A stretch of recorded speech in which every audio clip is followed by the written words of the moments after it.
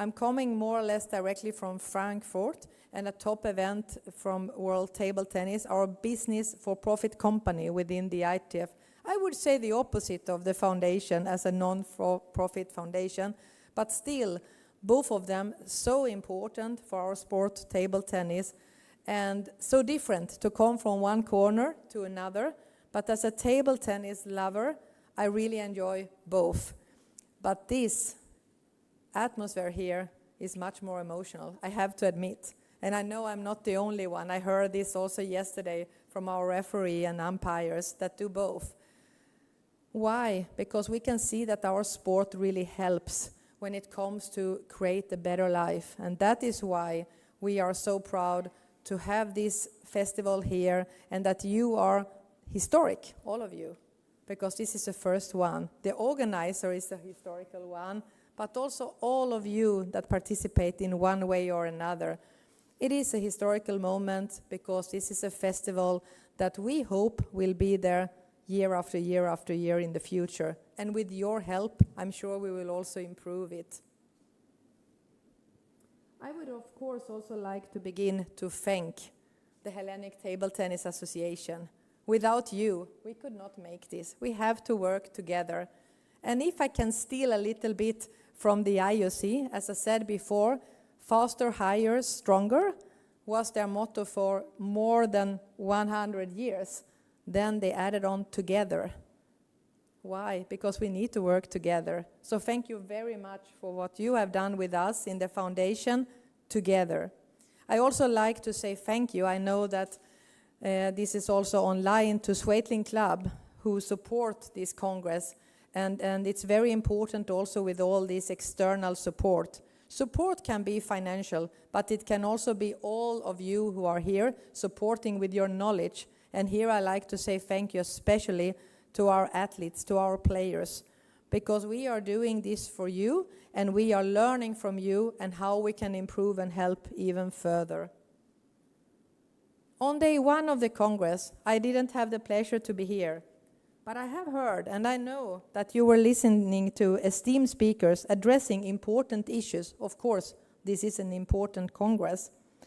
The WHO highlighted the concerning decline in physical activity among the elderly and stressed the need for inclusive programs. And I believe this is the most important part. There was also emphasis on the economic importance of combating physical inactivity with potential cost savings in healthcare budgets. This is where we see sport not only in regards to health, but also when it comes to sustainability. You know, sustainability is the people, the planet, and prosperity.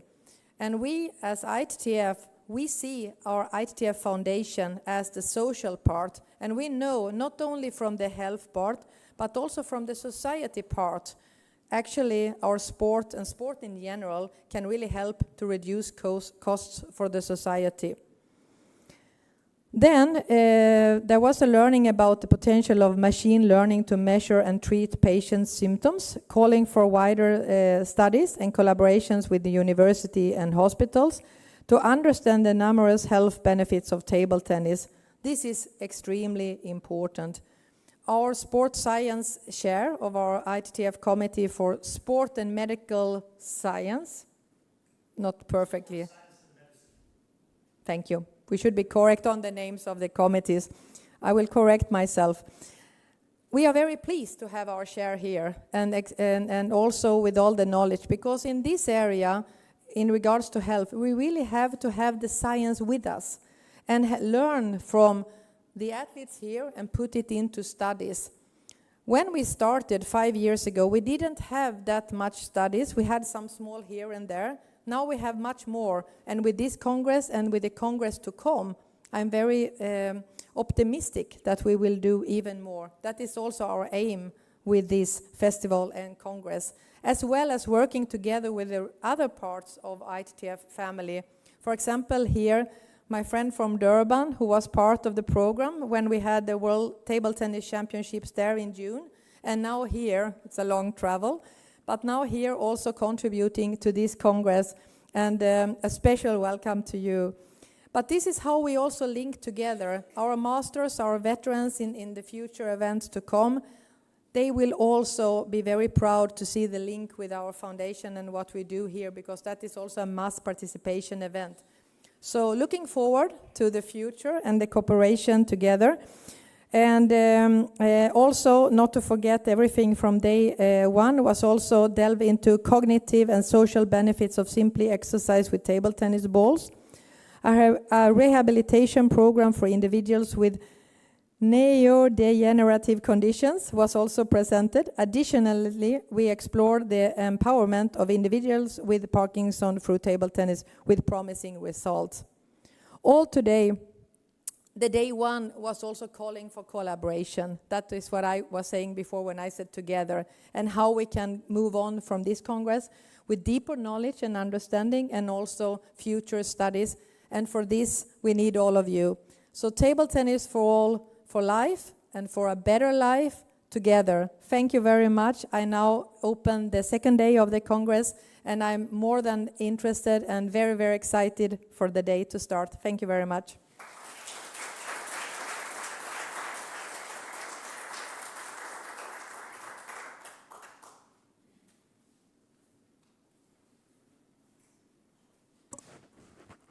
Okay, thank you for setting the context for the rest of the day. And you spoke about stories of people, and that's what the next session will be about.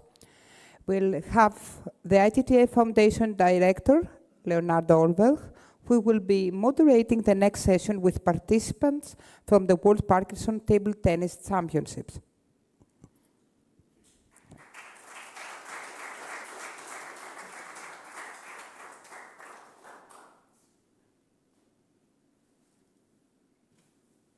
Eugenia, and thank you, Petra, for your kind words. And at the foundation, we always want to hear the voice of the people whose lives we are trying to change for good while using table tennis as a tool. And to that effect, I want to call some of our advocates, the most important people here, who are the players, and who have either been with us for a long period of time, or who have seen value in our work and are coming from the other side of the world for the first time. First up, I would like to call the founder of UBIDU, a foundation looking for the cure for Parkinson's. And his foundation was the local organizing committee in the last World Parkinson's Championships held in Berlin. I would like to call Jens Greve to come to the panel.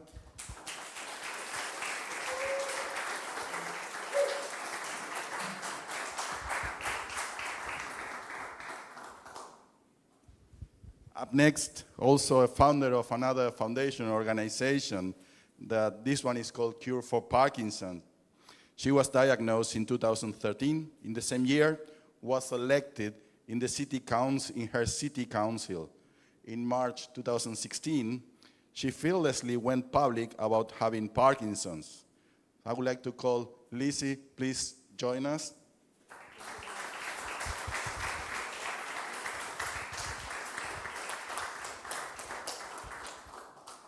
And we also count with 2 participants coming from Parkinson, South Africa. And coming all the way from that country, earlier this year at the World Table Tennis Championships, along with ITTF, we announced to sponsor 2 participants to compete in our championships here in Crete as part of the legacy of those World Championships for able-bodied. And I'm proud to welcome Nasima at this forum, and Rashesh is in the audience cheering her on.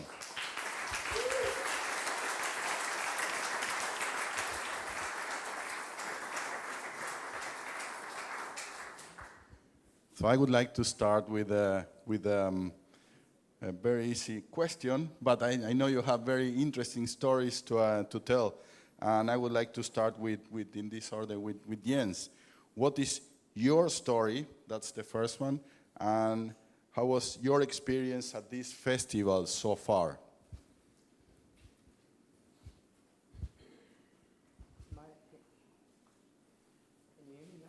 No, yes, now it works. First of all, I would like to thank the ITTF Foundation, the ITTF, for establishing such an event. This is not at all self-understood. We take it easy, we take it as if it was always there, but it has been established. And this was quite a lot of work from Leandro and from the ITTF presidency, and I think we have to give them a great applause for making this such an event possible.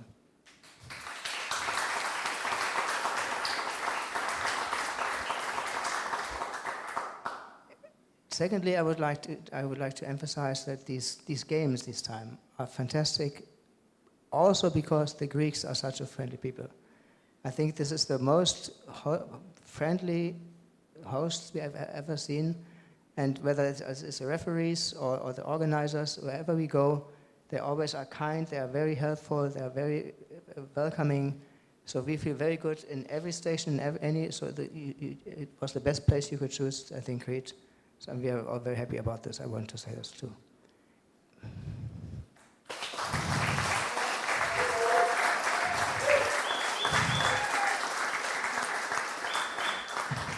And now just a few words about my own story. I was diagnosed in 2013, but had symptoms long years before. And I immediately stopped working at that time because I knew that this is a life-changing moment for me. And I decided to dedicate the rest of my active business life to finding a cure for Parkinson's. So I immediately started studying the disease. Since 10 years, I'm doing nothing else than working for finding a cure. And the number one thing that is most important for this is that we have data about the disease. And for that, we need access to the patients. And for that, Table Tennis for Health can be very, very helpful. So there is a direct link between the sports activity. It must not be the sports activity itself that helps us find a cure. Table tennis will not save us from Parkinson's, but it can help to reduce the symptoms, and can help to integrate people, it can help for the social part of life, and it can help us to get access to people, to active people. You know, most of the people with Parkinson's are very passive. The Parkinson's community is considered the most passive community of all disease communities existing. The AIDS community was very active, the cancer community is very active, even MS. But Parkinson's itself, in the first years, we believe we don't have Parkinson's because the medication works so well. And once it gets really worse, we are getting weaker. And so the voice of people with Parkinson's is getting weaker and weaker, and so altogether we don't have a very loud voice. And that we must change. We must have active patients, and these active patients we find among ourselves, among the table tennis players. So in that sense, it's extra important that such an organization like the ITTF is active as a partner in our field, not only to provide us with such great events, but also to find access and give us help for finding a cure. Thank you.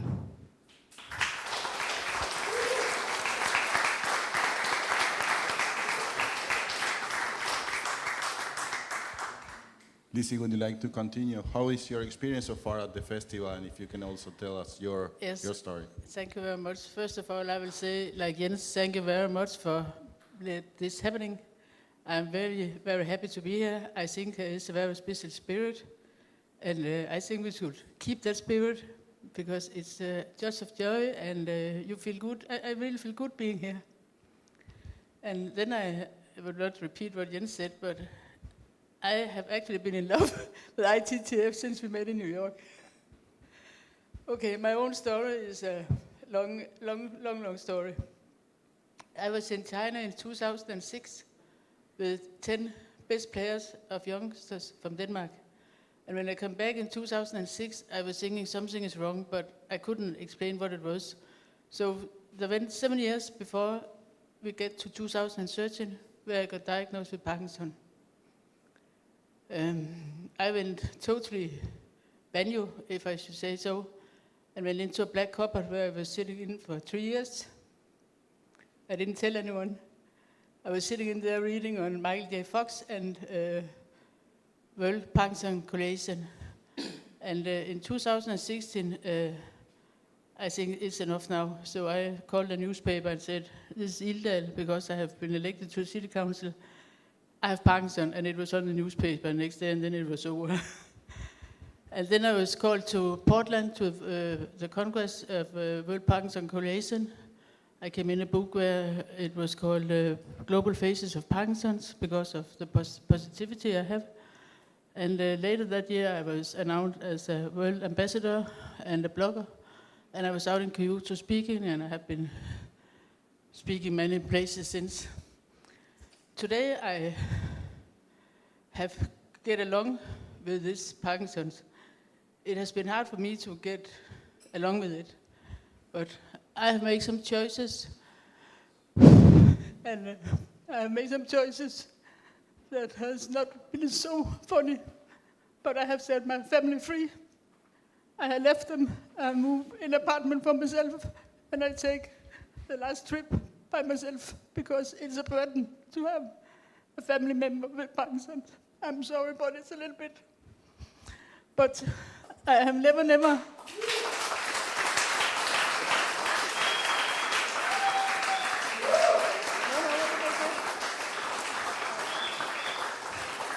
I'm okay. It's just sometimes a little bit hard to talk about, but if we have to tell the truth, because there are so many taboo in this Parkinson. There are so many things we don't talk about. There are so many things that nobody dare to say. I have set my family free. I feel very good about that. That's the best I have done for many years, and there's no dramas, and I continue. And I really believe that table tennis can change people's life. It has changed my life many, many times, and I'm sure it will change your life and many others' life. So please, don't give up. Let's take the boxing gloves on, and let's go out and find some money and get some more research.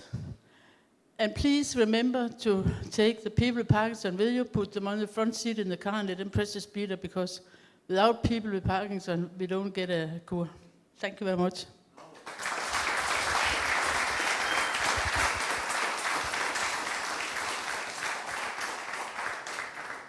Thanks for your words, Lizzie, and you don't have to worry about being emotional. You know you're an emotional person, and that's because you have so much love to do for table tennis and looking for a better life for people with Parkinson's. That's very And Lizzie has been advocating for our cause of using table tennis for people with Parkinson at different occasions. The last one being at the World Parkinson's Congress, where together with Moncho they were convincing people and playing with people about how good is table tennis. And I would like to go to the next participant with Nasima, and the question is the same. How do you find this experience of the festival so far? And if you can also tell us a bit about your personal story. Well, the experience that I had was electrifying. Close to the mouse. Yeah. Come on. Actually, I found the festival electrifying. When I met people around here, they're also friendly and loving. I made new sisters here, and it's like a family thing that's carrying on.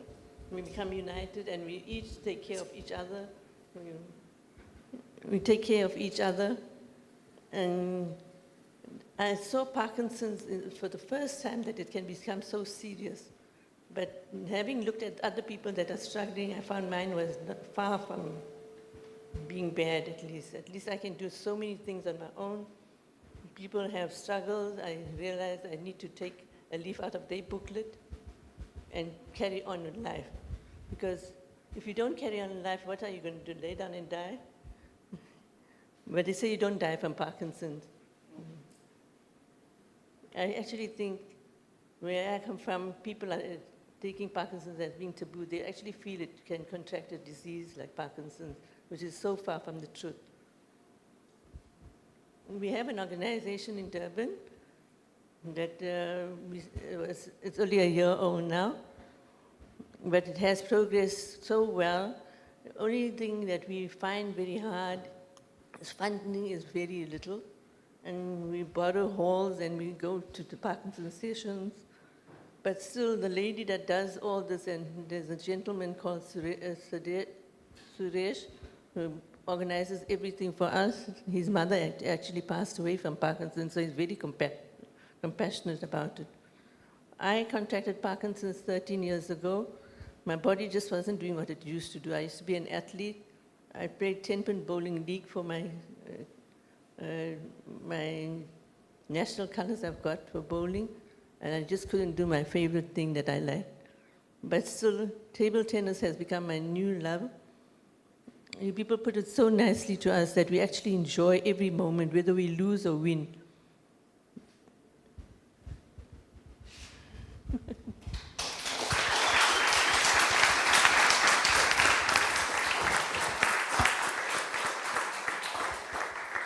I would like to continue with you, Nasima. Thanks for sharing your experience with us. And the next question: what are the barriers that you face, and how did you overcome to be part of this and to play yourself, and personally the barriers that you have having been diagnosed with Parkinson's? Well, I think I'm a bit of a strong-minded person. When I set my mind to something, I go into it, especially if it's good for me. I carried on doing my exercises. My husband's a motivator on that as well. And my grandchildren, they always beat me. But then I started beating them when they don't like the nanny beating them. And so it motivates me. They come and tell me, Nani, let's play table tennis. And then we play on our dining room table. But I'm shaking so much. Don't worry.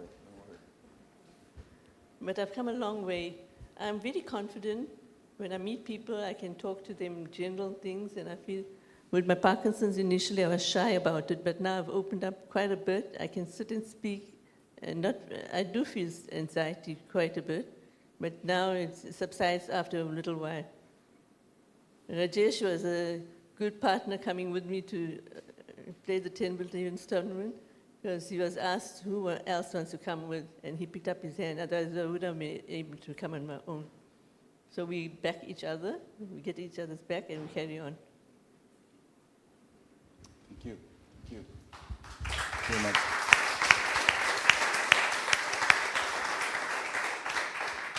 It's the same question for you, Lizzie. What are the barriers that you face, and how did you overcome them, or you're overcoming If them? I have to be totally honest, the worst part for me and the barrier have been the fear.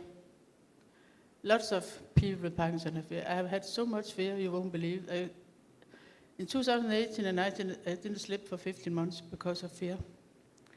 Then I was so lucky that I found a healer in Israel called Alex Kerten. He has been reading a book called Goodbye Parkinson, Hello Life. It's about movement, rhythm, expression, gives energy. And I today, actually since 2008, I'm living after this book. And I don't feel any barrier nowadays. I don't have any fear. I just press the speeder. Thank you.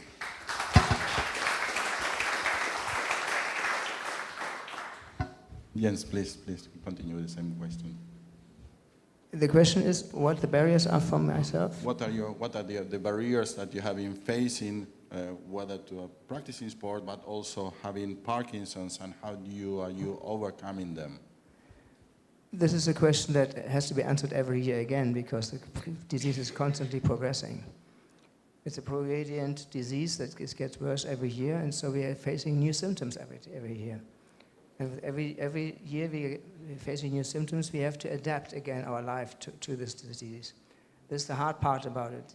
Once you get used to it, you learn that you're losing another function.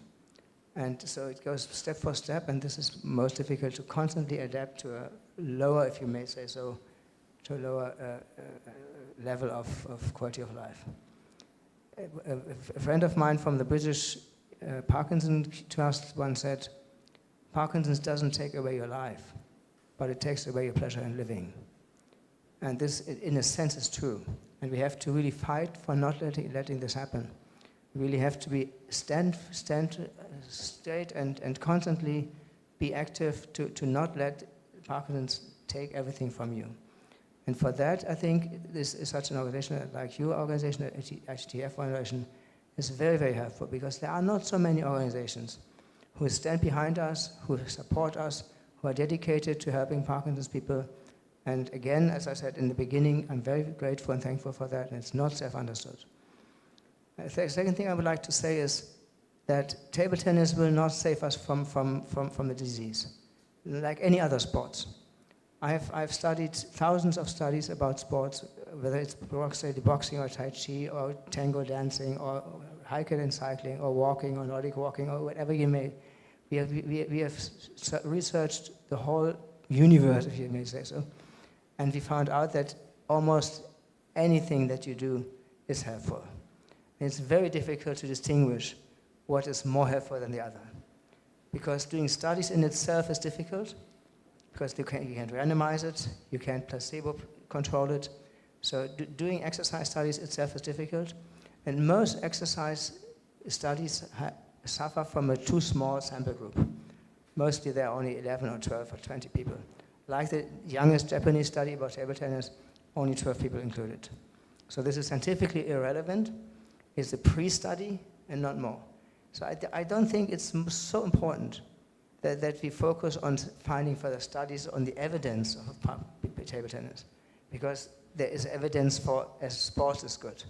What we could do, what would be very, very helpful is to distinguish how would we have to play table tennis, how would we have to train in order to achieve the maximum result from it.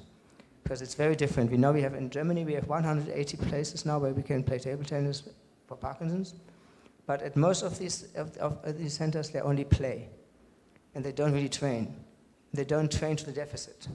So if we could establish something like a booklet, something like a guideline on how to train in order to become a better table tennis player, and at the same time improve your symptoms, this would be a very, very, very good thing, I think. Thank you. Thank you very much.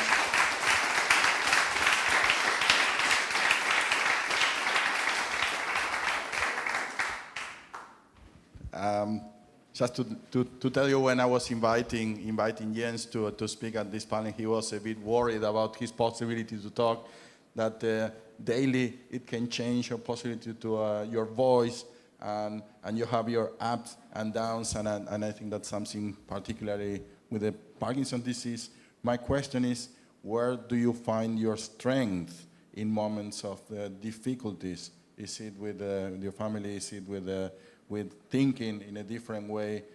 How can you find your strengths in these difficult moments? It's interesting, Leandro, that you're saying that. At the moment I speak fluently, but very often I'm stuttering like hell, and you can hardly understand me. So one of my main symptoms is that I have an oversensitivity to levodopa, to the main medication that we need. And if I have too much levodopa in my blood, I start stuttering. And this is, for me, someone who is very communicative, like this worst punishment you can imagine. And at the moment it works fine, and I found a way to more or less have 80 to 90% of the day a fluent speech, but sometimes there are moments where I'm impossible to understand. And how do you deal with that? I just accept it. I think acceptance of certain conditions is the key to it. Acceptance doesn't mean you don't do anything against it, but accepting as it is. No resistance against something that you cannot overcome, accepting that it is there, and talking. I learned that if I have a meeting at 11 and I'm coincidentally not fluent at the moment, I do the meeting anyway. I don't postpone it. I put the burden on my colleagues that they have to live with my stuttering, and if they don't understand me, we need more time for that. But this is the right that I have, that I live with my disease, and people have to adapt to me, and I don't have to adapt to them. And if they can't do that, then they're not the right partners for me.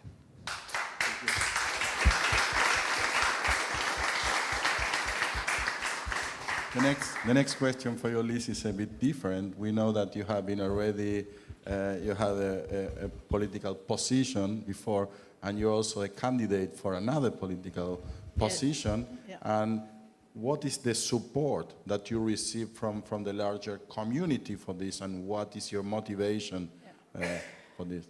If we start with my motivation, because I'm running for the European Parliament election in May month, June, I think it is, in May, next year. My party came and asked me, and I was thinking a little bit about it, and I said, yes, I'm going to do it because I have a platform to talk about Parkinson's and table tennis, because I would really like to have table tennis on prescription. So I talked to them and I said, okay, I will run. I'm on the list, and I'm going back home to have taken a lot of pictures to the posters going up in back home. But the motivation is to get a platform to talk about, sickness. There's lots of other sickness than Parkinson, but we have to get this on a, how should I say it? We have to shout louder. We are not shouting loud enough, and table tennis is not shouting loud enough. Table tennis is also a little sport in Denmark. That's my motivation. And I will go and see how it goes. Thank you. Thank you very much. I'm not sure whether it was understood clearly what Lizzie just said. She said table tennis upon prescription. That means in Germany that the table tennis lessons and even participation on events like this would be paid by the health insurance.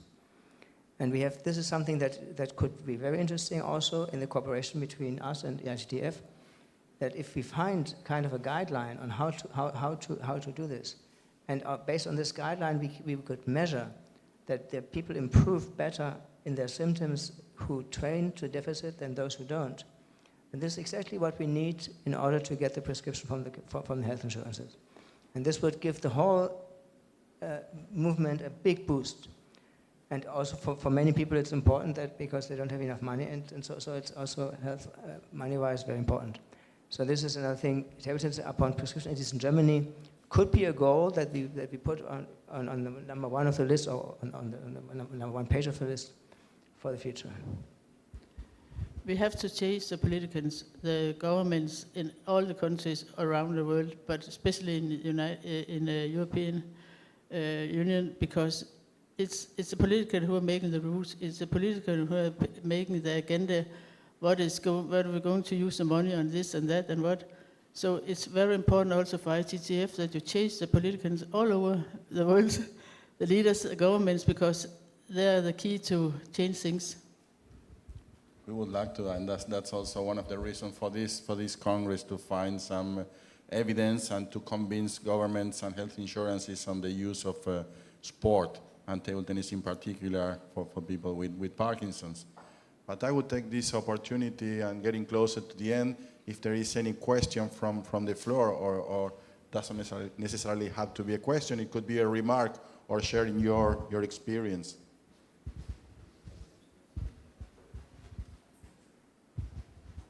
If you can start introducing yourself, please. Hi, I'm Elena Smith. I'm the partner of Steve Morley, who's a participant here today. I'm here with 3 hats on. I'm here as someone who's supporting my partner who has Parkinson's. I am here as a health professional who works within health improvement and public health. So my day job is a lot of what we're talking about in terms of getting people active and actually learning from how activity can improve their health. Table tennis has proven to be an absolute treasure for us because it's, for both of us, it's given Steve a different outlet when we had our other sport, which was hill walking and hiking, essentially taken away from us because of Parkinson's. But he now has another outlet, which he loves, a new community to engage with, but also we're helping to spread the word in our area where, within Scotland, we have a form of exercise on prescription. Not table tennis, but we do have exercise on prescription. Our health professionals can refer people to physical activity within local leisure centres, and there is an active programme for that. What we need to do is actually get our table tennis clubs on board with that as well, but that will require additional funding because the funding just now is the key aspect. It goes into the local authority leisure services. So that's where one of the key activities is in terms of how you actually get that sustainability brought forward. But I want to say thank you for organising all of this, and we are having a great time. Thank you very much. Yeah. We have a question over there or a remark? Yes. Hi, I'm Rajesh from Parkinson's, South Africa, with my colleague Nsima, who's there. Just a comment from us. We're using this platform to elevate and give recognition to Parkinson's in South Africa because it's a very difficult place to be in, and government recognition is very poor. And like everybody else, funding is an issue, but the recognition to allow us to a platform to start progressing is what we're going to take back mainly from this international get-together for us. Thank you.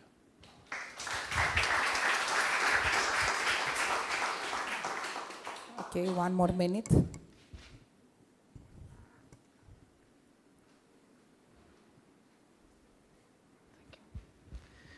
Hi, I'm Karen, and I'm from the Netherlands.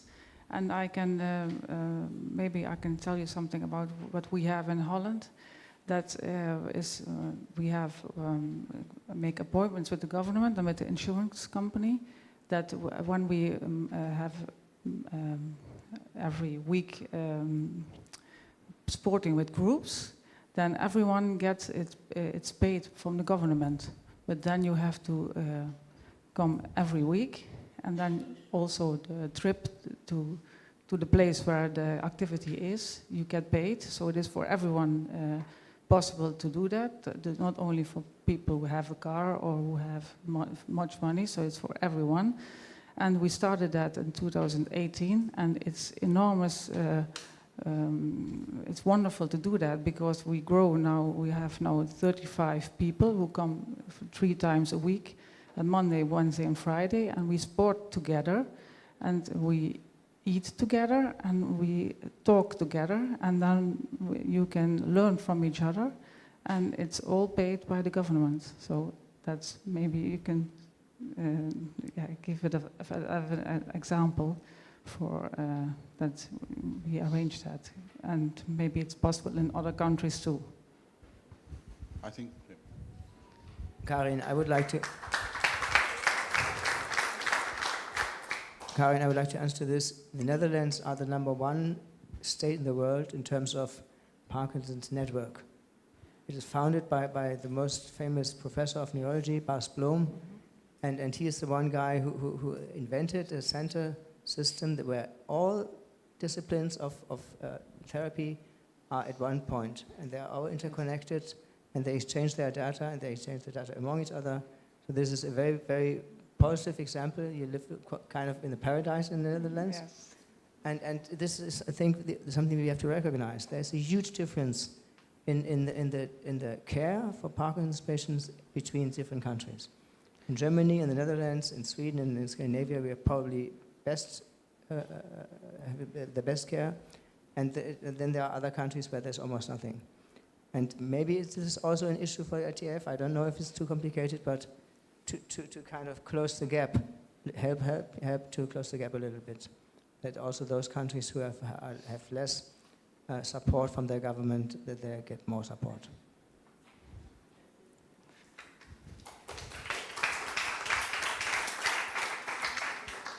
Right now, Bas Bloem and Parkinson Europe and myself are out shouting loud about saying no to renewable, what is called pesticides. So we are doing a lot of things around this, and maybe also when we have the world mål, hvad hedder det, verdensmål? Yeah. Okay. So maybe we could look a little bit into the environment also, because you never know. But there's no proof that you get Parkinson of pesticides, but there's no proof you on the other side either. Okay. One sense that there is evidence because the Netherlands banned pesticides, and in those areas where it was banned, within 20 years, the rate of Parkinson's disease went back drastically. So there is clear evidence that the pesticides have a huge impact on the development of the disease, And this is also one reason why in France, for instance, in huge areas of that are agriculturally marked, Parkinson's is considered a Berufskrankheit, a professional disease.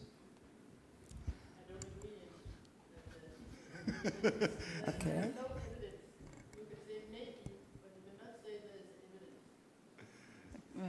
We have different opinions, and that I think that's something nice to discuss. Is now we are getting short of time, and I would like to give you the floor just to give you a very short takeaway. What the message you would like to give to the audience to close this panel?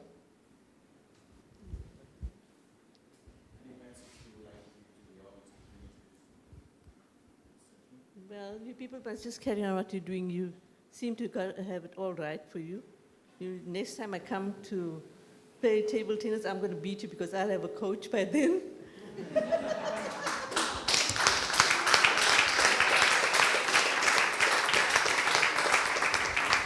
But maybe I can be your help coach. The close, yes, there's just one way. Giving up is not a possibility. It's just you have to get the best out of the life you have been given. You have to get the best out of every day. So please don't give up.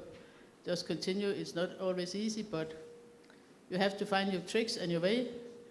And it's not an opportunity to give up.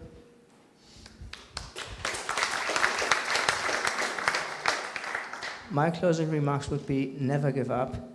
Don't let yourself be disappointed or give in. We have to fight. There's no solution. There's no escape. And the second thing is involve yourself actively in all kinds of research, because the patients have to be on the front side of the science, and the patients are much too passive. And I would like to finish with what UV-DO means. UV-DO is an acronym. It means you. It's about you. We, about a strong community, and do, that we do the right things together. So that is why it's called UV-DO and not UV-DO. Thank you. UV-DO. And the next generation is UV-Cure. We will establish a data project in the next year under the name UV-Cure, so it's about you, about us, and that we together find a cure. And the only chance for that is by subtyping. We have to find the subtypes of Parkinson's. There's not one Parkinson's disease, there are many Parkinson's diseases. And who has got what kind of symptoms and what kind of biology underlying it is most important for us to find out. And for that, us table tennis players can play a crucial role. So I like to ask everyone to get actively involved once you hear about this project next year. Thank you. So, Thank you very much for your contributions. I would like to give you a big round of applause for these panelists. okay. Thank you to the participants and Leandro. That was a really touching session. We have a surprise here that was prepared. And I would like to give the microphone to our president, Petra Swaythling. Okay. And she will address one of the panelists here as a surprise. Thank you, and I can promise you I will neither sing or dance. I will do something that is linked to last time ITTF Foundation was having this event, the ITTF World Championships for Parkinson. We were in Berlin. It's some time ago now, but for me it will always stay as a very nice memory, and I'm sure for some of you that was there as well. And I know it was also very hard work, Jens, behind the scenes and also in front. But for me, if not before, I was very convinced that this is an area we have to continue, we have to invest, and we have to celebrate this together, as well as the serious studies and scientific studies as well. But we also wanted to acknowledge you as an organizer of this event, and we like to do it in person. That's why we waited. So together here, Leandro have a very small token to show our appreciation for the last event you held in Berlin. So please, Jens.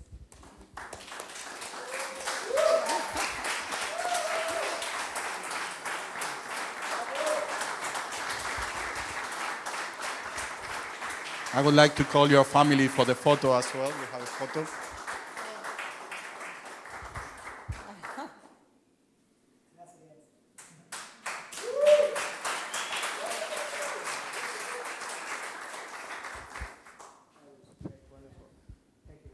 you very much, Jens, for your contribution to the movement.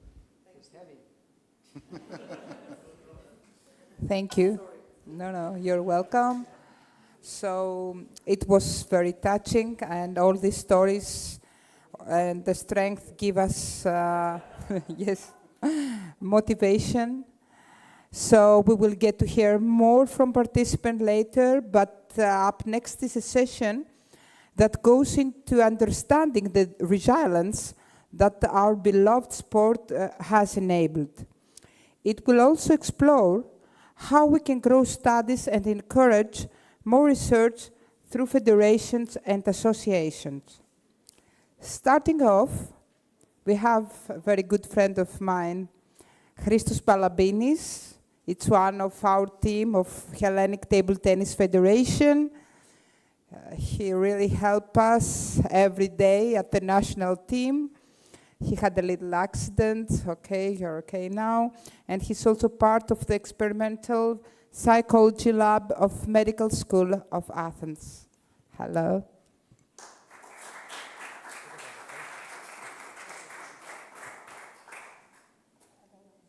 Αν και δεν χρειάζεται, γιατί τα έχουμε βάλει εδώ.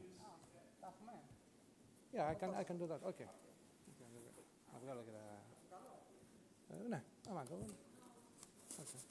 Και πώς αλλάζουν, και πώς αλλάζει το...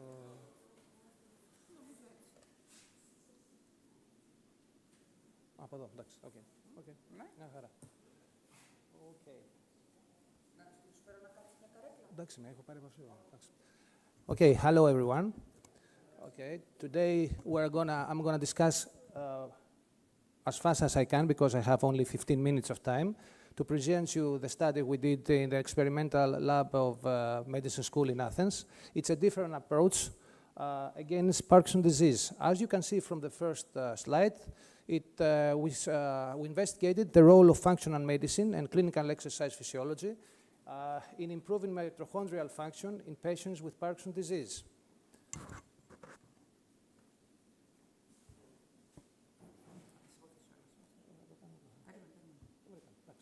Okay. The study, as I told you, was conducted under the auspices of the experimental physiology lab of School of Medicine in Athens. So, since everybody here is aware of the fundamentals of Parkinson's disease, please allow me to explain you a little bit about what is functional medicine and what is exercise physiology. Okay, first, exercise physiology. It is a basic and an applied science that describes, explains, and uses the body's responses to acute exercise and its adaptation to chronic training to maximize human physical potential in patients as well as athletes. Exercise physiology is a representative definition because it covers also kinesiology and clinical exercise physiology. On the other hand, we have functional medicine. It is a new area of medicine, comparatively new, not very new. It is a system biology-based approach that focuses on identifying and addressing the root of the cause of disease. What we have to realize is that, and we have to put it, and we have to start from the beginning so that we can comprehend exactly how everything is relating. What we have to realize is that human organism is a system where all organs have an interaction between themselves. A special mention should be made about the digestive system, which includes the gastrointestinal tract, GI tract, we're going to call it GI tract, which consists of mouth, esophagus, stomach, small intestine, liver, large intestine, and anus. And we have also the biliary system, which consists of liver, gallbladder, pancreas, and bile ducts. GI tract, often referred by many scientists right now, this is the second brain of the human organism. And as we can go fast here, you can see that the gut-brain connection axis, which includes the central nervous system, neuroendocrine system, neuroimmune system, sympathetic nervous system, parasympathetic system, enteric nervous system, intestinal microbiota. In addition, if we have to pinpoint the gut-brain connection axis, we have to say that a large body of evidence is accumulating to support a role between healthy gut function, neural development, and function of the central nervous system. The microbiota present in the gut should be considered an inner organ with functions similar in importance to any other organ present in the body. Disruption of this organ may alter many things, including central nervous system. And okay, fine. And how GI tract influence the central nervous system? It can influence it. It influences through stress, dietary or environmental triggers. We're going to discuss it a little bit later about all this. Neural behavioral immune changes, changes in synaptic plasticity, alteration in neurotransmitters level, blood-brain barrier breakdown, inflammatory cytokine production, immune activation by endoxemia, by the LPS stimulation, gut epithelial breakdown, and microbiota changes. More specifically now, there is a relationship of Parkinson's disease with pesticides toxicity, as you see here, anxiety, stress, and gut dysfunction. There's also evidence in the literature that pesticide toxicity is damaging our food in general. And as a consequence, our GI tract is harmed. The destruction is highly correlated with Parkinson's disease. Moreover, lifestyle factors can contribute to neurodegenerative diseases as Parkinson. And when I say lifestyle factors like stress, anxiety, and depression. Furthermore, stool samples analysis, as you see here, revealed that bacteria genes and biological pathways differed from more than 30% in those with Parkinson's compared to those who were neurologically healthy. Specific bacterial species called Bifidobacterium dentium, commonly known to cause infections such as brain abscesses, were 7 times higher in folks with Parkinson's. Bacteria Roseburia intestinale, commonly found in healthy colons, was 7.5 times lower in people with Parkinson. So, how the problem starts? Okay, with inflammation and oxidative stress. Let's see the sequence of events. First, we have inflammation, then we have increase in pro-inflammatory cytokines and in immune neurotransmitters, increase in free radicals leading to oxidative stress, derailment of important pathways, the sympathetic, you can see here, tryptophan, tyrosines, and whatever. What are the biomarkers of inflammation? How are we going to check for inflammation? Cytokines, neurotransmitters such as glutamate, glycine, histamine, norepinephrine, dopamine, PEA, sulfite from neutrophils from the blood analysis, oxidative stress markers, LAT-DOPAC, PED5HAI, currenic acid, quinolinic acid, mitoshock, mitochondrial function test. We're going to discuss it a little bit. Oxidized LTL and oxidized cardiolipin. This is a very, very crucial slide. Distinction between acute and chronic inflammation. Chronic and not acute inflammation is the real killer. Clinical manifestation in most cases are the net results of years and years of chronic or low-grade inflammation. Thank you. For example, one traditional inflammatory marker is CRP. You are aware of that. However, inflammation occurs months or even years before CRP enters the stage. We continue. Okay. Whether or not inflammation generates excessive oxidation stress depends on the duration of inflammation. That means how long do we have this inflammation, the antioxidant capacity. But not everyone will develop excessive oxidative stress. It's not mandatory.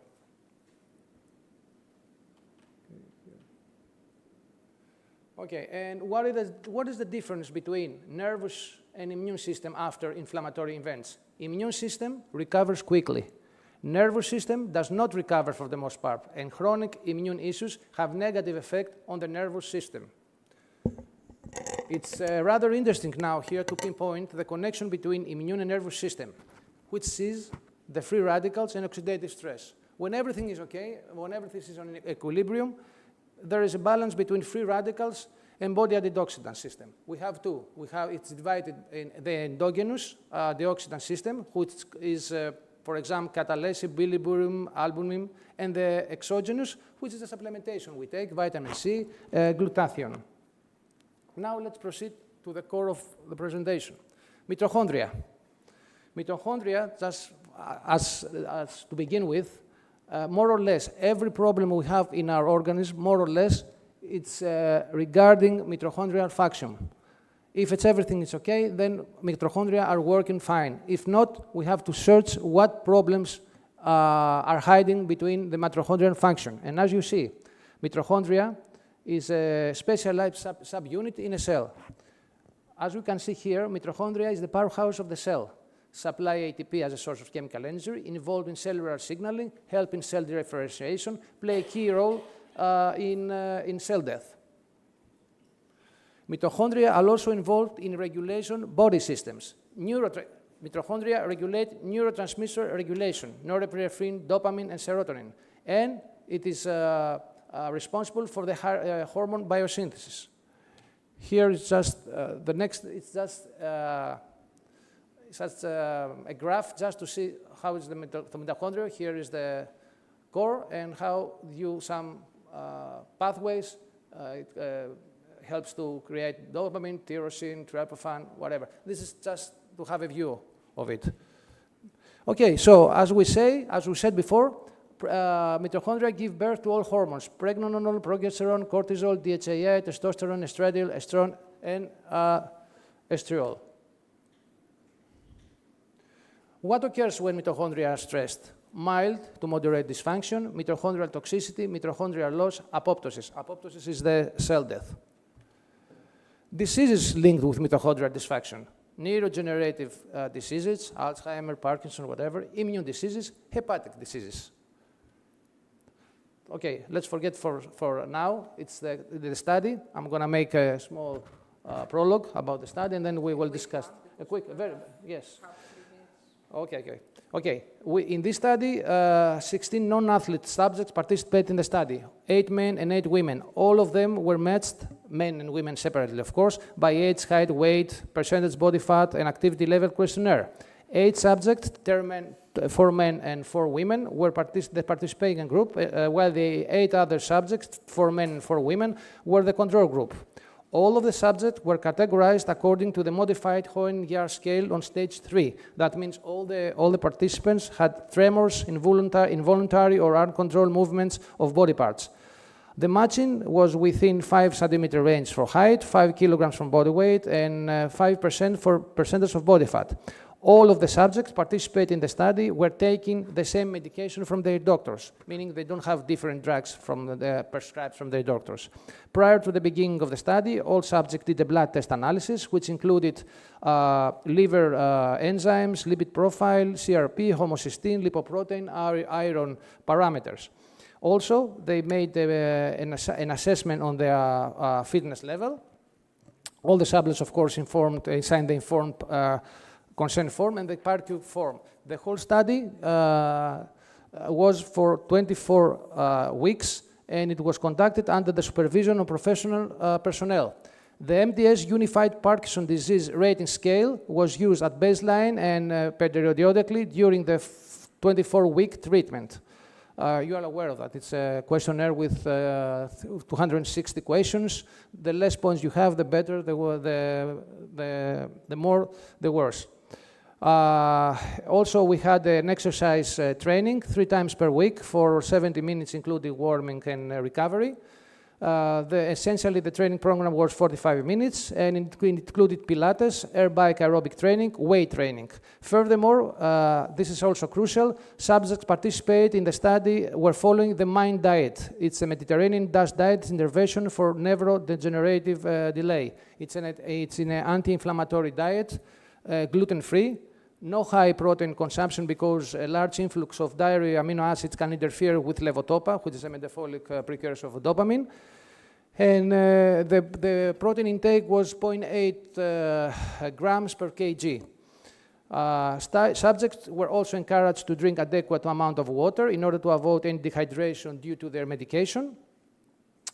And in addition, excessive consumption of milk was avoided so that the level of uric acid would be sustained. Evidence in the literature shows the supportive action of uric acid regarding Parkinson's disease. Last but not least, throughout the course of this investigation, everybody were taking supplementation of the whole spectrum. So apart from the feeling of the subject and the physics improvements, statistical significance reduction in MDC USBR, this test I told you before, were seen from baseline to the end of 24 weeks. The fitness level was improved, No adverse effects were found based on the post-treatment port analysis, and the control group showed no differences. So this is the first, one of the first, you can see here the matching we did. This is the mitochondrial nutrition support, as I told you, the supplementation we give, acetyl-carnitine, acetylcysteine, alpha-lipoic coenzyme Q10, Ganoderma-lucidinum, mucuna pruriens, and multivitamin, 2 per day. This is plus, but it doesn't show here, the MIND diet we did. And that's the training program we used. It's Pilates once per week, air bike program once per week. The first 12 weeks, 2 minutes easy pace and 20 minutes moderate pace. During the second 12 weeks, 12 minutes easy pace, 1 minute moderate to hard, 5 minutes moderate, and 6 minutes easy pace. And weight training once per week, 3 sets times 8 repetition at 60, 65, and 70% based on the 1 repetition maximum, RM. It consists of stand-ups from sitting position, biceps curl, shoulder press, leg press, 4-leg position, not only the usual one, but with different leg position, we train calves, abductors, etc. And leg extension, 3-leg direction. One day is the usual, and then the tips away, and then the tips of the shoes is linked together. Sorry, I don't have more time. I had also a video to show you about our training in our lab. Anyway, thank you very much for having me.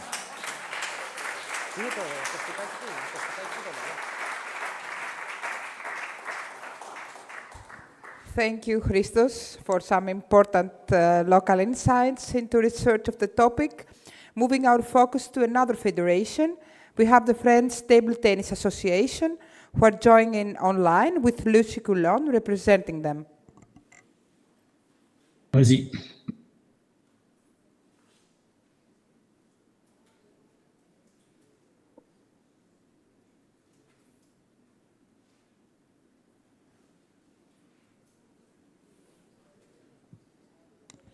Crucial.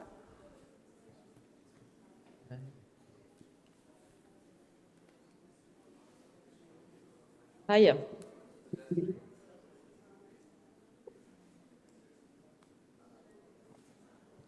Hello. Hello. Good evening.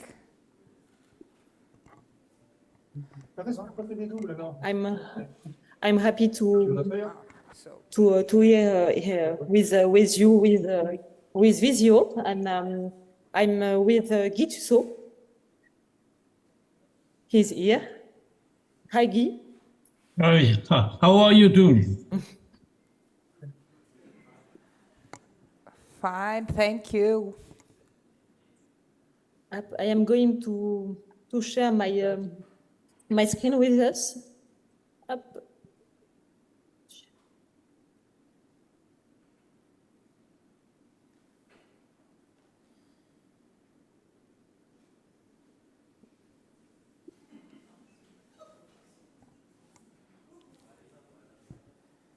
Okay, we're watching you. Yep.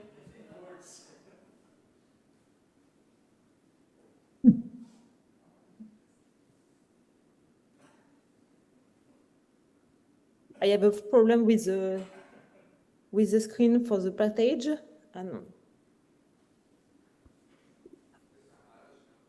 Okay, don't be stressed. We're waiting for you.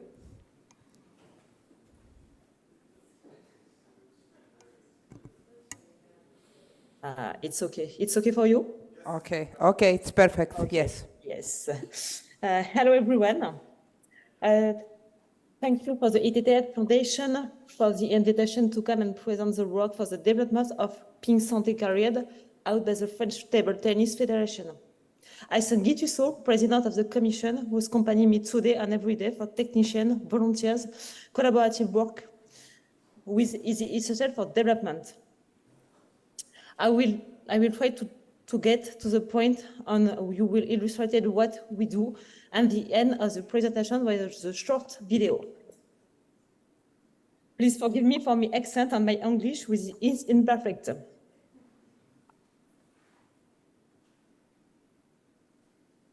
For the part one, we have talking about French specificities. For the French government, our sport is included in the French law since 2016. So it shows it's I have up. It's already okay for you? Yes. It's okay? Yes, it's okay. Yes, okay. Donc, since 2016, as doctor can proceed physical activity for all patients in France. The problem is that is not reimbursed by social security and that not financial assistance is provided neither to patients nor to association or sports federation wishing to welcome patients. French law also requires that management be trained and qualified because management involves medicine. No national formation exists. It's association and private companies which have taken over the sector. With medical confidentiality, it's also impossible for clubs and structures to specify a single pathology, except in specific cases, which I will present to you later. Donc, in specificities, in France, we have collaboration with France Parkinson and France Alzheimer for so two pathologies specifically. For the ITTF, the health sport is a federal priority. The ITTF believes that social performance is just as important as the social as the sporting performance. It's the same level for the president, for Gilles Herbe. He said already the social performance is more important than also important than the sportive performance. It's the identity of the French Federation actually. Training is one of the federal priorities with dedicated financial resources and obligation to train all sports supervisory educators. The formation courses are recognized by the French government.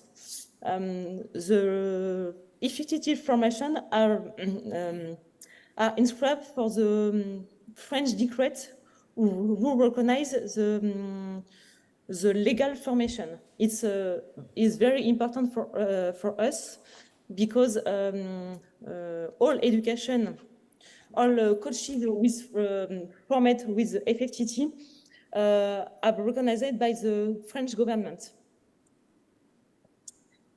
For our club and coaches,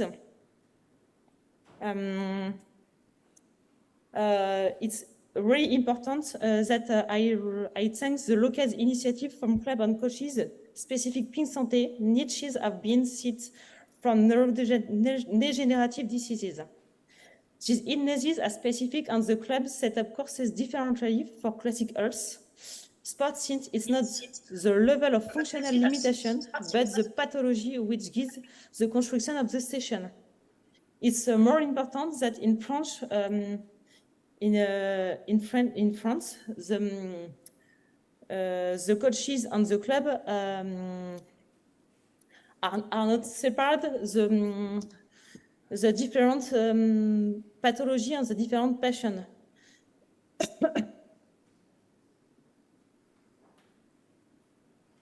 For the part two, I talk already our action and our partnership. For our action, we have 4 different formation, specific formation for health sports. Formation of primary prevention on the first against a sedentary lifestyle for people without functional limitation. It's very important this time. Functional limitation is people who are not diseases, people who are not sick, but people who need to practice physical activity to avoid to be sick at least. The second formation is for the secondary prevention in order to avoid complication of the appearance of risk factors, thanks in particular to the practice of table tennis.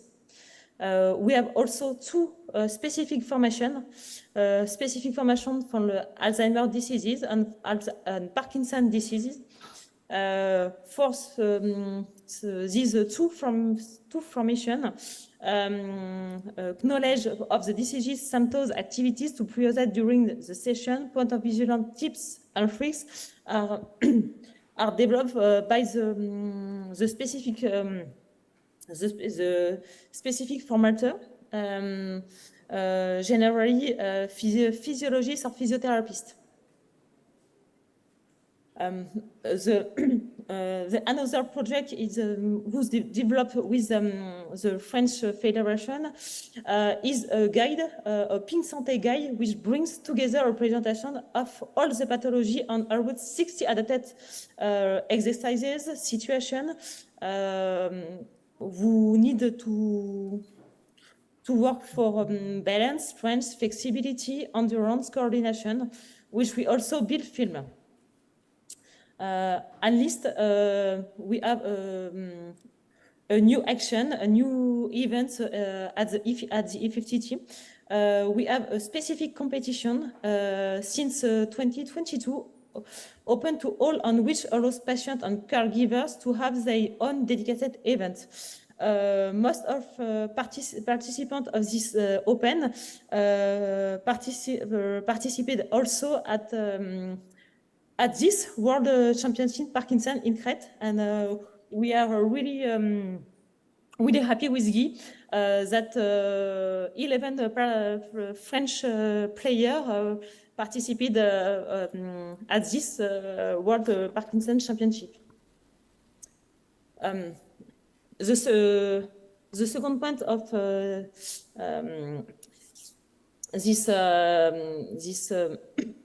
this action is our partnership with the three federations. Three partnerships currently exist, including two with the National Association for Degenerative Diseases, donc France Alzheimer and France Parkinson. We are a third federation aims to provide physical activity to hospital children.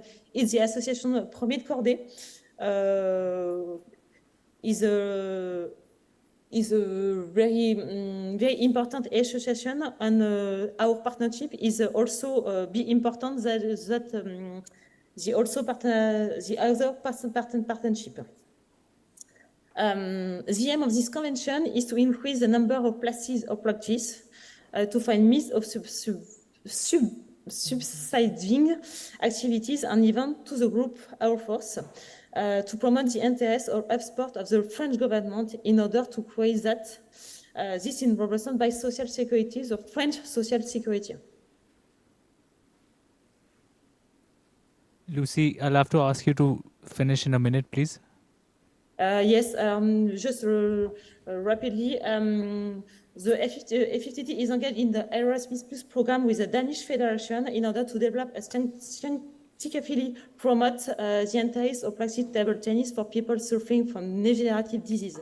In this context, the FFTT will translate our guide Pink Santé to English with the video, and during the the next edition of the World Earth Festival, we are going to realize an international Pink Santé formation. Just to finish,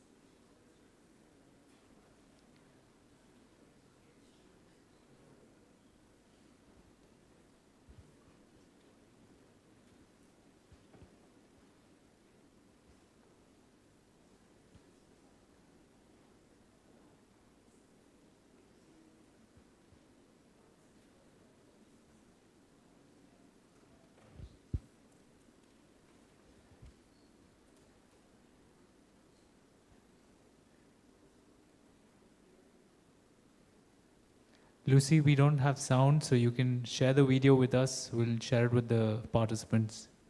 All right? Okay. Please share the video with us later. Thank you.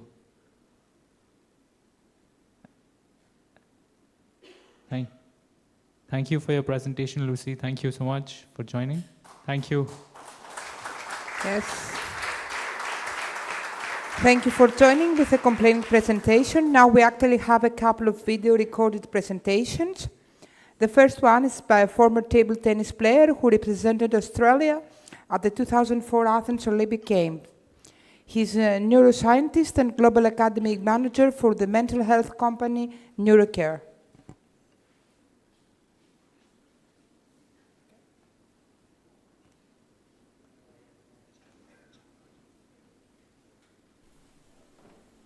Thank you to the ITTF Foundation for inviting me to participate in this conference. My name's Trevor, and I represented Australian table tennis for 10 years and have a PhD in cognitive neuroscience.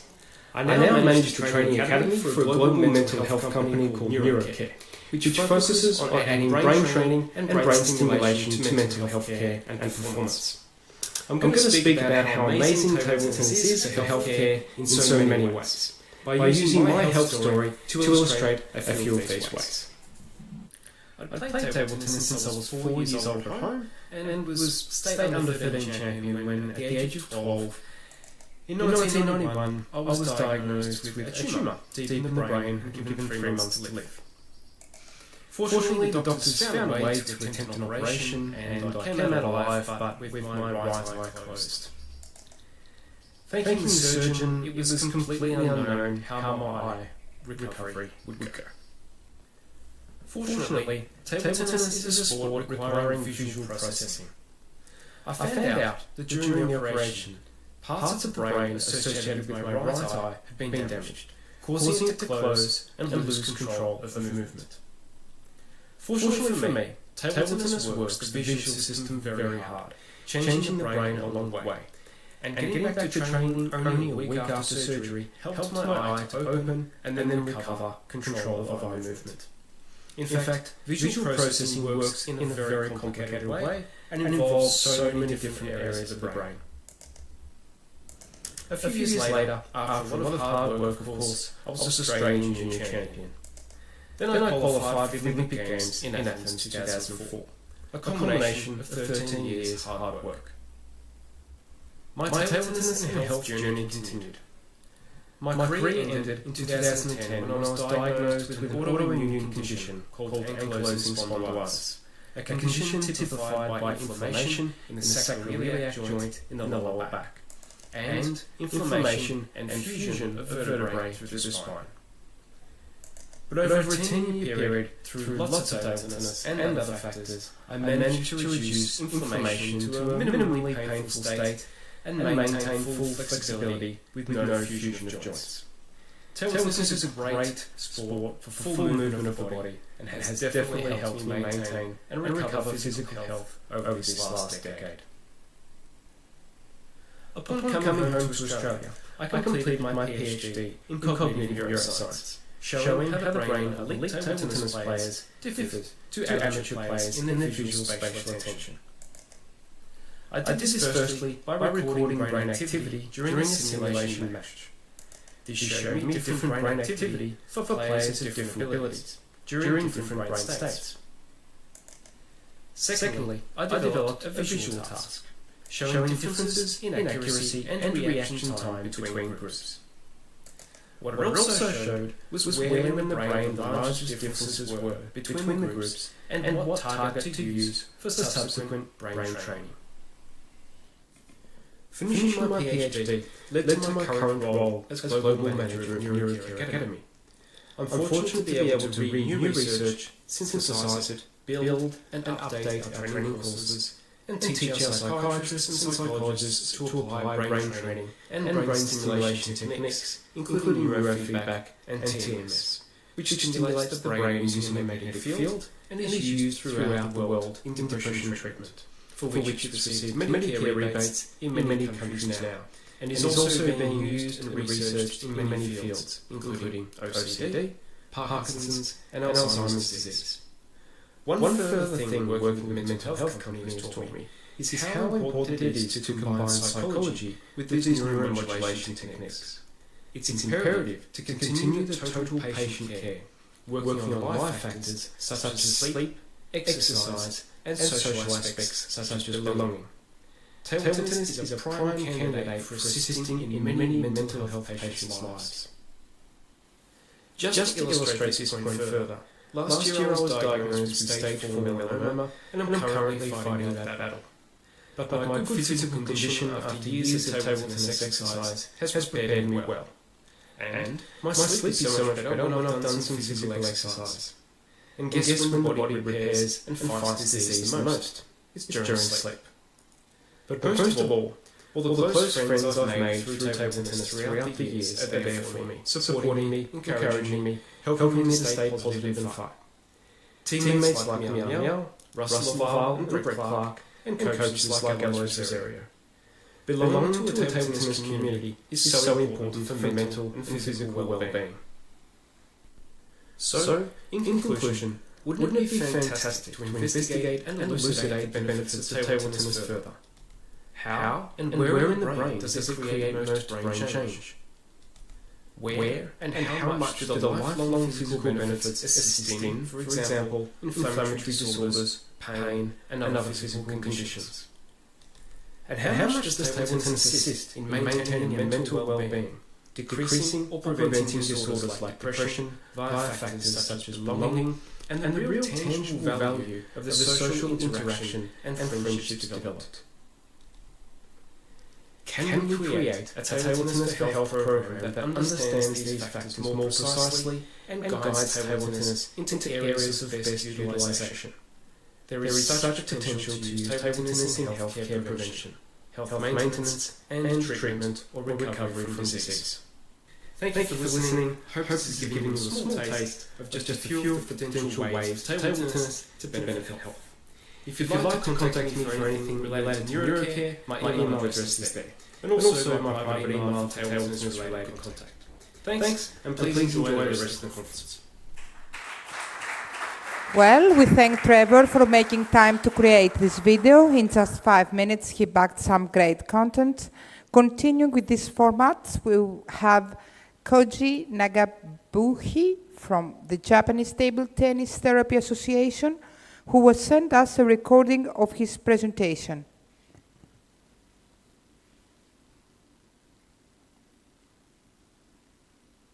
Hello, my name is Koji Nagabuchi. Today, my wife, who is a table tennis therapist, will interview me. Hello, I'm Sonoe. My main occupation is teaching yoga and Qigong, and I give yoga lessons to Parkinson's disease patients and nursing facilities users. I also have studied with Mr. Richard Rosen, who is one of American famous yoga teacher with Parkinson's disease. He advised me how useful yoga, especially breathing method, for Parkinson's disease patients.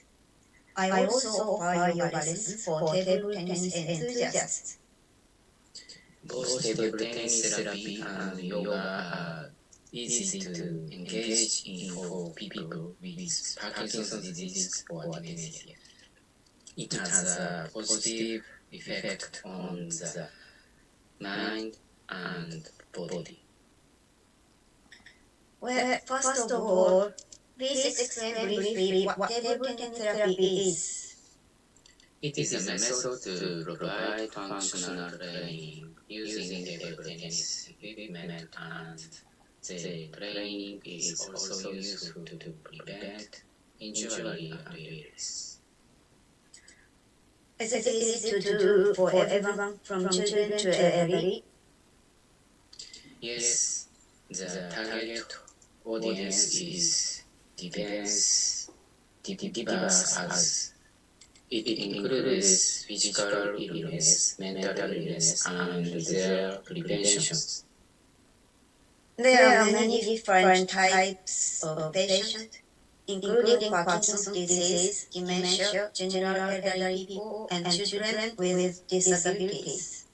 The method can be arranged depending on the target people. Some people can do rally, so some places don't play regular table tennis. It means that you can do table tennis volleyball and table tennis hockey and play seated together at table using a rolling ball. Some children's facilities have baseball balls built on top of table tennis tables. There are also facilities for bowling and throwing ball into a basket. It's good that everyone can enjoy it. On the other hand, are there some ways that you do it by yourself? Yes, for example, you may use a table tennis machine that shoots out a ball, and you may hit the ball against something or hit it with a bat. At home, you can also play by hitting a ball on your racket and raising it upward. How good is it comparing to other exercises? These include a wide range of ages and disabilities that can be used: movement, wide thinking, visual, auditory, and tactile stimulation, small spaces, the possibility of substituting familiar objects, and a variety of methods. So, what kind of effects do these methods have? Physical aspects include balance, grip strength, dynamic vision, reflexes, and more. Mental aspects include mood, emotions, coordination, communication, and more. Are there any medical studies? Yes, this article is an easy to understand summary of journal articles and papers by Dr. Teruaki Mori and Dr. Tomohiko Sato, who founded table tennis therapy in the 1990s and conducted medical research on its effects. Article: Sports Medicine, Table Tennis and the Brain, Table Tennis Report, January 2000. Paper: Table Tennis Rehabilitation for Patients with Brain Diseases. Japan Medical Shimpou, number 1423, published in 2001. The 4-page summary you are about to view is posted on the Japan Table Tennis Association's homepage, so you can take a look at it later. 1. Goodness of table tennis therapy.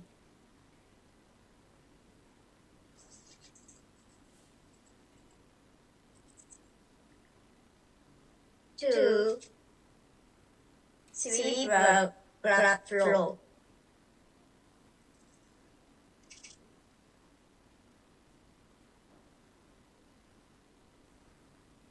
3. Dementia and its prevention.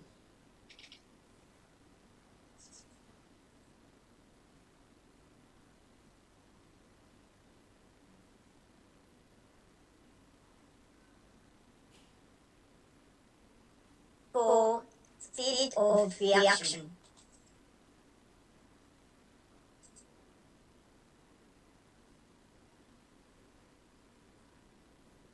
5. By the way, when was the Table Tennis Therapy Association established?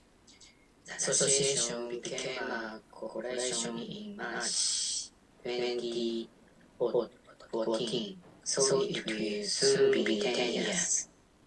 How many members do you currently have? We have over 1,000 members. The association certifies table tennis therapists. We have a private certification for table tennis therapists that can be gotten through an 8-hour course. What kind of people are there? There are medical, welfare, and education professionals, table tennis instructors, and table tennis enthusiasts. Are there disabilities or illnesses? Yes, for example, there are more than 20 people with Parkinson's disease. Do you want to expand it to the world? Since we are creating a universal text, I would like to create associations and qualifications in each country as well. The website of the Japan Table Tennis Therapy Association provides videos of table tennis therapy at nursing care facilities and hospitals. There are 3 videos with English subtitles, so please check them out. Please email any questions from our homepage. Thank you. A special thank you to Koji Nagabuji for taking the time out to record the video, even though he wasn't fully comfortable in English, but he and his wife did a really good job. So thank you so much. A big round of applause, please. To conclude this session of speakers, we have Gabriel Eggert from TTTB joining us online, and he will be giving another perspective from a National Table Tennis Federation on table tennis for health, for neurodegenerative diseases.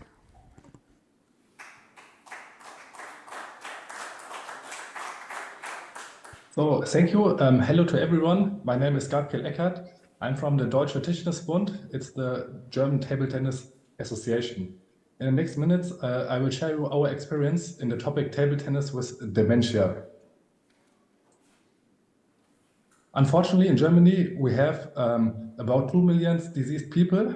So our German federal ministry decided to do something. The DOSB, it's the umbrella organization in Germany, conducted a project. We applied for it. They were looking for 4 members to do this project. First, they were skeptical and said to us that our sport is so fast, and they were wondering how old and diseased people should play table tennis. But they found our application very interesting, so they gave us a chance, and we were in.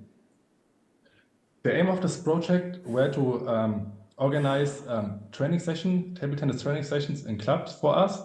So we asked 6 clubs with experienced trainers, and they should do 2 stages of 10 training sessions per club. And we gave the clubs material, rackets, and different kind of balls. On the right picture, you see a woman which is doing a ball handling exercise with a larger softball, so she could participate too. We wanted to slow the game for some people. But I have to say, this wasn't our main target group. We were looking for people with light symptoms, but we included other people as well. I said there were 2 stages. The second stage should do a training group in a sports hall, and the first stage could be in a sports hall as well, or in a home for the elderly.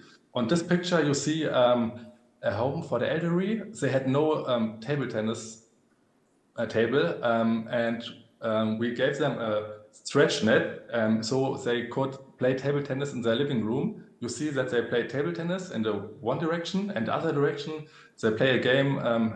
It's called Rollball in Germany. It's an exercise where you can roll the ball over the table by touching it with a racket. It's an easier form, so everyone could participate. So we did very different exercises with the people. In Germany, our main topic is prevention. We have a concept for table tennis for prevention. We changed this concept a little bit for this new target group. And here you see a theoretical training session, the different parts of it. I think you can sum it up with matches, doubles, or games. You have to adapt it to your training group. And then you have a training session for people with dementia. Now I show you the parts. First, I called it welcome time. It's very important for this target group.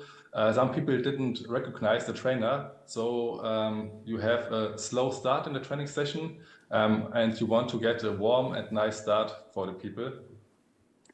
Second, there were always a ritual. In this case, you see people sitting around a table tennis table and playing with balloons, because everyone can play with balloons, and it's a very slow. The people had lots of fun, and everyone could participate. In the trainings hall, in the sports hall, they played with little sandbags, a game where you can throw the sandbag and,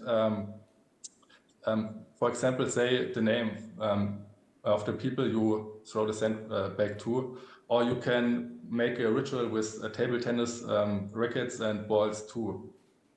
So they had a familiar start into the session. Another important point is coordination and dual task. Here you see a ball handling exercise. If you followed the congress yesterday, you saw the Hellenic Table Tennis Federation with great ball handling exercises. I think we did familiar exercises. So it was an important part too. And dual task is when you have the body and the brain involved at the same time. We did balance exercises as well. This is an important point because you see two people together, it's a couple, and we didn't only want to get diseased people. Everyone should come as a couple. So the diseased people should come with a caregiver as well. So the diseased people get to know each other, but the couples could have a great time together. It was very important for us. I can tell you a little story of a couple where the man was diseased and he was struggling in life. I had a good time in the training session because he was a former tennis player, but his wife, she was healthy and she was struggling in the training session because she wasn't a good table tennis player. And when she drove back from the training session, the man saw it and he consoled his wife and said, "Don't be sad, I will show you some tricks in the next training session." So he felt competent and he got a new form of life quality. That was one of our aspects in this project. You can gain new life quality back with table tennis. The endurance training was the core part of our prevention concept. Here you see the game where you have to play the ball over the net and then you run around the table. Here you see a variation where the trainer plays the ball in. So when you do it right, you can improve your cardiovascular system. It's an important part of our concept, but you have to be mobile for it. So some of the clubs included it, but some of the clubs, for example, in the home of the elderly, they couldn't include it. So you can do it with fit and mobile people. We also included strength training. Here you see body-weight exercises, but I think you can include other exercises as well. And the last part, we included relaxation exercises. So you have a slow finish of the training session and you can close the training session and come together, speak with each other after it, and can tell the people what to do in the next session. That was our concept. Our correct findings was getting members was not so easy. Some clubs had a hard time, but they made it. We think it's important to network, to contact points. The trainer can go there and play some table tennis, so they have face-to-face contact to the new members. And it's very important that the new members have a short way to the hall. And the trainers, they should be very empathic, and it's an advantage when they have a specific knowledge about the disease. So they first got the knowledge, and then they got the knowledge about our concept. And it's very useful too when the trainer have experience in table tennis for health. And we showed that that you can play table tennis with everybody, nearly everybody. You can be old, you can be diseased, you can play table tennis. Maybe it's useful to slow the game with our different balls. And we showed that you can do endurance training with people who suffer with dementia, but you have to be mobile for it. What do we want to do in the future? Here you see a few points. We want to get more clubs involved. Renato Valkowiak from the France Association said yesterday they have 40 clubs involved. That's very good. We want to do that too. We want to enhance our documents. Here you see a document from us, from our experiences from the project. You can download it for free, but it's in German. And we want to qualify more trainers. We did it in the last 1 or 2 years, but we want to do it in the future too. So we want to continue our work in this field, and maybe we can connect and to do it together. If you want to do so, here's my email. Please be free to contact me. So I want to thank you for listening. Thank for the Hellenic Association for organizing, and thank you the ITTF for inviting us to your congress. Okay. Thank Gabriel.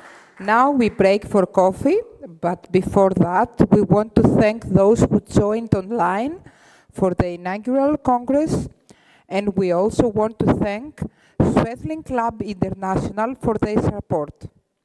Please remember this. Session is recorded and will be on the Foundation YouTube page, so you can view it again and share it with others too. Thank you. Coffee break now.